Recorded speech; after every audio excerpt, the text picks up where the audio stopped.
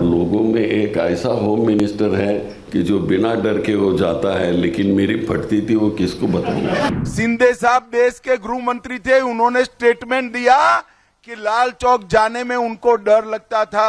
हंसाने के लिए मैंने बोला, लेकिन ऐसा एक्स पुलिस वाला ऐसा हो नहीं सकता है। लोगों के साथ बात की, क्या तकलीफ है उनको पूछा।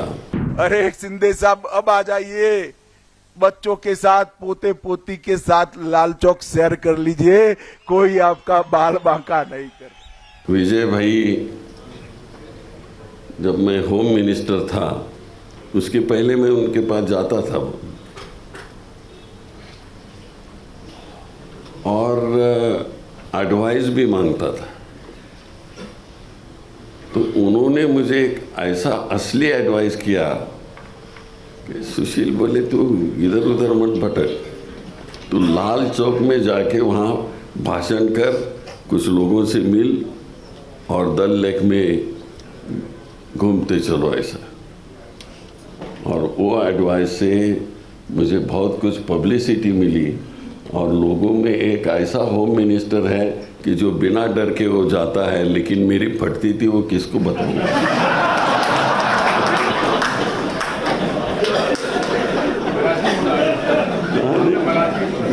सच्ची है, नहीं वो हिंदी।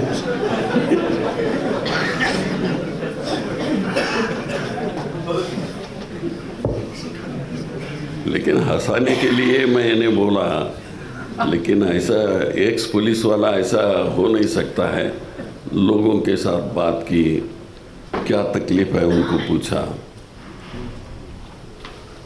कि जो उस वक्त उन्होंने बोला उससे ही मैं यहाँ रिपोर्टिंग करते रहा।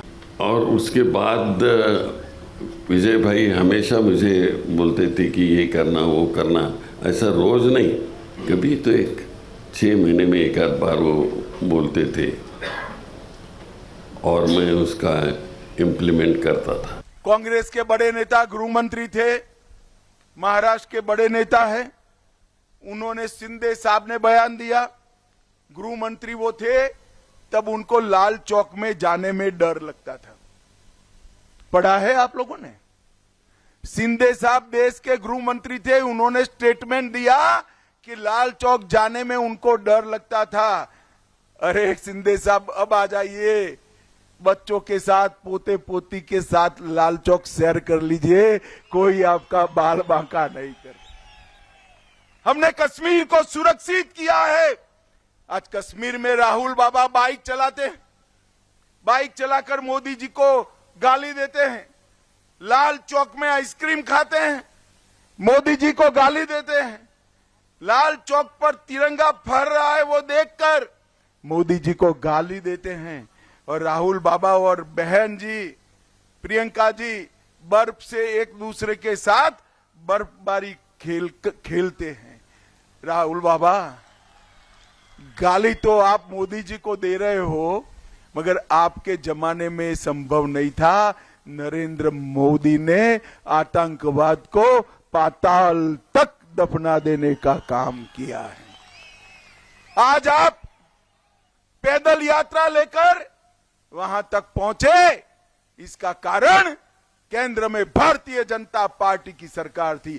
अरे हम तिरंगा लेकर निकले थे, मुरली मनोहर जोशी और नरेंद्र मोदी जी, हमें रोक लिया गया, रामबन में ही रोका गया और हेलीकॉप्टर में जाकर तिरंगा फहराना पड़ा।